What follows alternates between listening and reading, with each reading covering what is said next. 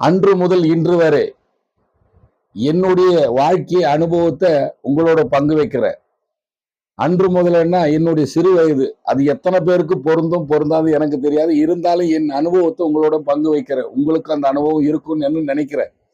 என்னுடைய தலைமுறை கடைசி தலைமுறையா இருக்கலாம். சொந்தமா வீடு இருக்கும், கரண்ட் இருக்காது, சிம்னி விளக்கு, 12 பேர் ஒரு ஆள் வருமானம். காலையில பழைய சோறு, மத்தியானம் சுடுகாஞ்சி, மத்தியானம் தான் சோறு. அதுக்கு பொரியல் கிரியல் எல்லாம் ஒன்றும் கிடையாது. 15 பேர் ஒரு ஆள் வருமானம். சொந்தமா காலை கடன் கழிக்கிறதுக்கு சொந்தமா கழிப்பிடம் கிடையாது. அடுத்தவங்க காட்டுல போய்தான் காலை கடனே கழிக்கணும். சொந்தமா பாத்ரூம் கிடையாது. பஞ்சாயத்து போர்டு குளத்துல தான் போய் குளிக்கணும்.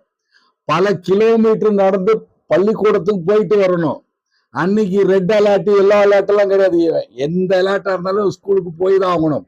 வாடகை சைக்கிள்ல பல கிலோமீட்டர் பயணம் செஞ்சிருக்கிறோம் எங்க தலைமுறை.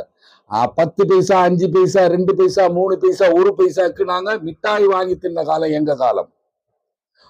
ஒரு உடைக்கு மறு உடை, 2 உடை தான், அதுக்கு மேல உடையே கிடையாது. என்ன ஆடம்பரமான வாழ்க்கையே கிடையாது. நினைச்சதும் சாதிக்க முடியாது. அன்னைக்கு இன்டர்நெட் கிடையாது, மொபைல் கிடையாது. தூர்தர்ஷன்ல வெள்ளிக்கிழமை ஒலி, ஞாயிற்றுக்கிழமை திரைப்படம் பார்த்த தலைமுறை எங்க தலைமுறை.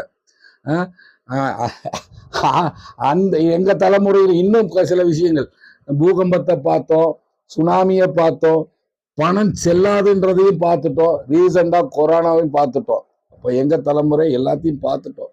ஆனா இப்ப இருக்கிற தலைமுறை இந்த மொபைல் 2 நாள் இல்லைன்னா அவங்க 3வது நாள் நகர்த்துறதே ரொம்ப கஷ்டம். உண்மைதான்.